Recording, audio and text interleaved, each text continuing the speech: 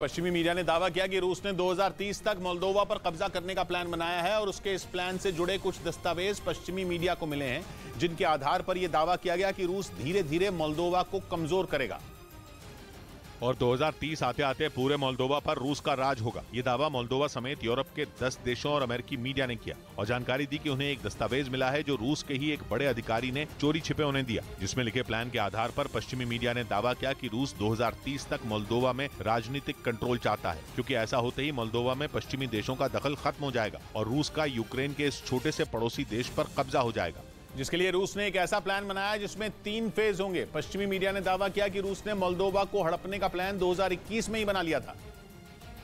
जो यूक्रेन जंग के बाद लीक हो गया। खुद रूस के दोस्त और बेलारूस के राष्ट्रपति लुकाशेंको ने यह प्लान लीक कर दिया था और अब पश्चिमी मीडिया अपने पास मोल्दोवा की बर्बादी का प्लान होने का दावा कर रहा है, जिसके तहत रूस मोल्दोवा को 3 फेज में हड़पेगा। पहले फेज में वो मोल्दोवा में नेटो और यूरोपियन यूनियन का प्रभाव कम करेगा, दूसरे में वो मोल्दोवा को सीएसटीओ के करीब लाएगा और अंत में वो वहां के लोगों को रूस की भावनाओं से जोड़ेगा और वहां की राजनीति पर कब्जा करेगा, जिसके लिए रूस ट्रांसनिस्ट्रिया के मुद्दे पर बातचीत से सुलझाने की कोशिश करेगा। यानी रूस ने मोल्दोवा पर बल से नहीं बल्कि दिमाग से कब्जा करने का प्लान बनाया है,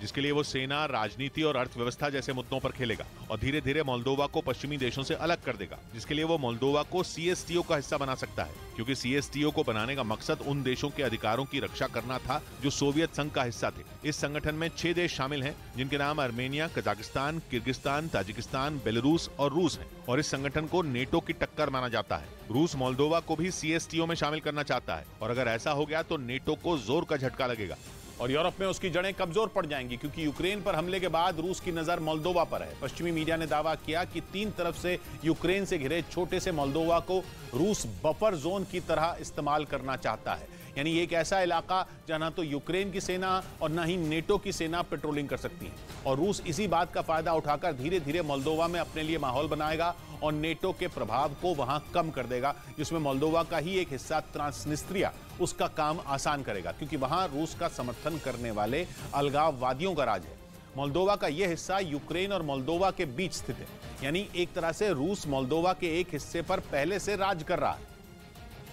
और उसी हिस्से का इस्तेमाल करके वो 2030 तक पूरे मोल्दोवा को हड़प लेगा। पश्चिमी मीडिया ने पुतिन का यही प्लान लीक करने का दावा किया, क्योंकि उसका कहना है कि पुतिन ने अपनी सेना और कूटनीति में माहिर खिलाड़ियों को 2030 तक की डेडलाइन दी है, या यूं कहें कि मोल्दोवा के जरिए पुतिन पूरे यूरोप में नेटो को खत्म करने की शुरुआत करने वाले हैं, जिसका प्लान बन गया है और पश्चिमी मीडिया ने उसे लीक करके अमेरिका और नेटो देशों के लिए ही नहीं बल्कि पूरे के पूरे यूरोप के लिए अलार्म बजा दिया। इस बीच दुबई में मौजूद बुर्ज अल अरब नाम की इमारत के हेलीपैड पर पहली बार किसी विमान की लैंडिंग की गई है। हेलीपैड 695 फीट की ऊंचाई पर है,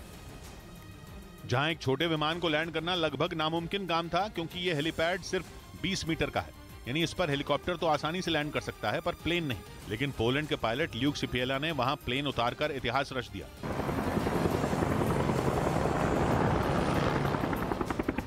ये कारनामा करने वाले pilot Luke Czepiela Red Bull Air Race Challenger के विजेता भी रह चुके हैं। उन्होंने इस स्टंट के लिए पोलैंड में 650 से ज्यादा बार इसकी प्रैक्टिस की थी।